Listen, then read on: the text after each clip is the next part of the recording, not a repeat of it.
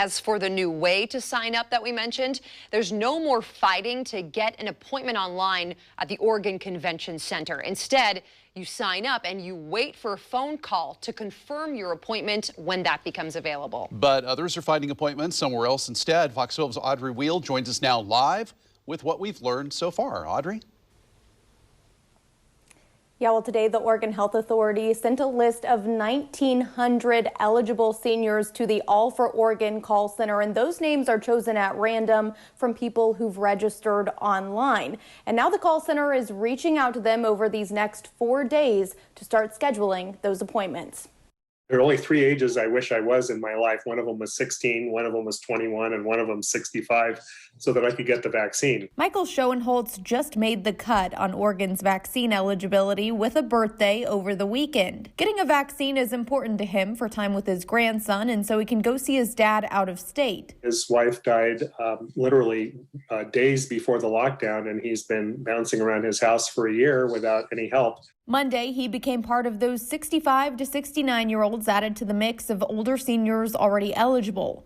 Statewide, according to OHA's online data, more than 200,000 Oregonians 65 and up have already been vaccinated, with more than 500,000 to go. The Oregon Health Authority is using the Get Vaccinated Oregon tool to electronically scramble the names of all eligible adults in Clackamas, Multnomah, Columbia, and Washington counties, so that the All for Oregon call center can then contact those people to schedule appointments at the convention center.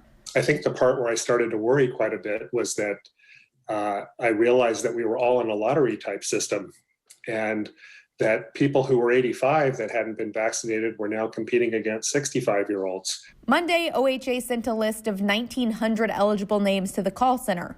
We asked OHA how often they'd be sending over more names, but a spokesperson said they couldn't provide an exact schedule, only that as of now it will be on a weekly basis, and that the number of names sent matches the number of appointments available. It could be weeks. I don't know how to make plans. I don't know how to have a clue whether I'm in an early stage of that waiting game or an end stage. And Schoenholtz said he didn't want to have to worry about it when even more people become eligible at the end of the month.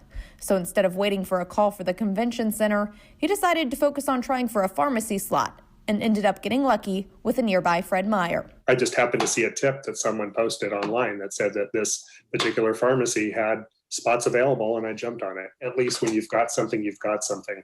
And I didn't have to wait a month only to find out that I'm competing against another 500,000 people.